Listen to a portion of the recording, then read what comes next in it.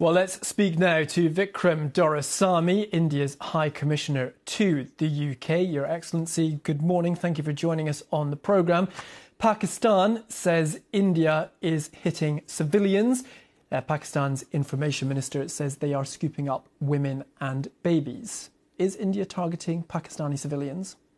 Well, you know, the Pakistan Information Minister obviously operates on that great and famous principle that Goebbels himself created, which is, as long as you tell a lie often enough, there may be one or two people who believe it.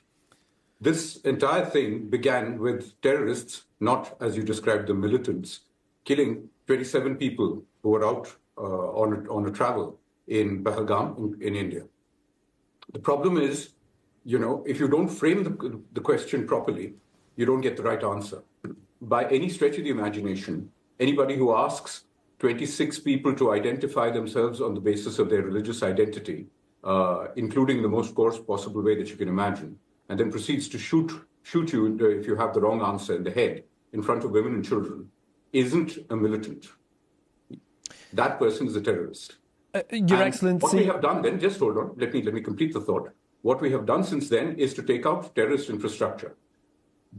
The fact that we did not hit any Pakistani military or other infrastructure of the state is acknowledged even by the Pakistanis, albeit in a left-handed way. And I think it is important for you to ask yourself the question, and certainly your viewers should ask themselves the question, what are they retaliating about? If you start retaliating to an attack on a terrorist base and you attack our military bases then, what does that make you? Pakistan says it doesn't have any terrorists in its territory. It refutes allegations by India that it was complicit in the attacks in April, and it says India is the aggressor here by sending missiles into its territory. The line that the Pakistani Information Minister kept repeating to me was that Pakistan has a right to respond to this Indian aggression. If the state of Pakistan is responding to attacks on terrorist infrastructure, then you know what Pakistan is. That is a simple fact. The fact that Pakistan has had terrorist infrastructure in its country for the last 30 plus years isn't something that I'm saying. Ask yourself where Osama bin Laden was, or where Omar Saeed Sheikh, a gentleman of British Pakistani origin, if you can call him that, was there. Where did Danny Pearl, God bless his soul, where was he taken when he went to Bahawalpur? What happened to him? All of this it's not even hiding in plain sight. It is in plain sight. Pakistan knows it. Pakistan's leaders have acknowledged it. General Musharraf acknowledged it in a joint statement with India's Prime Minister, Mr. Vajpayee, in 2004, and said that he would do all he could to stop terror from emanating from Pakistan and Pakistani-controlled territory. That is 21 years ago. Imran Khan said the same as Prime Minister, that there are at least 50 separate terrorist groups in Pakistan. Look, you don't have to ask me for this. This is records that even the BBC would probably be able to find. We've seen several flare-ups between India and Pakistan recently, 2016, 2019, all over the disputed territory of Kashmir. I'm sorry, let me correct that. The dispute is not about Kashmir. The dispute about Kashmir is a simple one. Pakistan occupies illegally, including by British law, by the law passed by your parliament that gave India its independence and partition, thereby creating Pakistan. Pakistan has no right to any part of the territory of Kashmir. Well, if I may continue, Pakistan disputes that. And the territory, Your Excellency, the territory is disputed by India, Pakistan. We have got fighting over terrorist strikes. There is little doubt about that. We have only responded to terror strikes.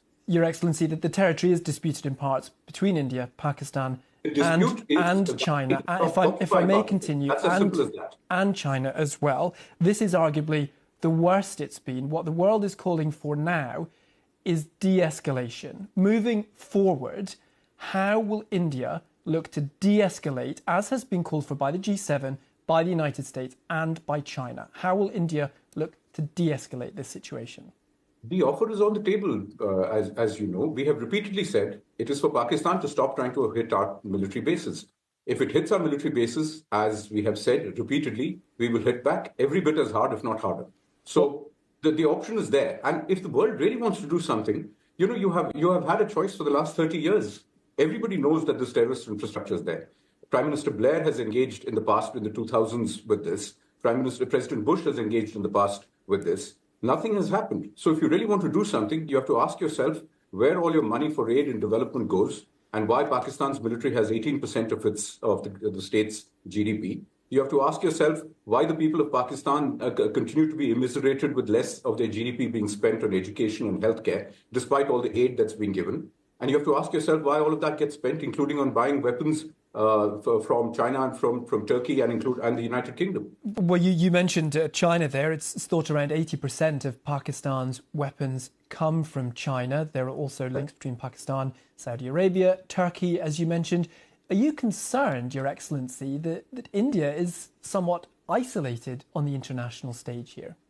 I think it is Pakistan that's isolated. As to their relationships with China and Turkey, of course, it is for those two countries to decide. All I can say to them is caveat emptor, let the buyer beware. OK.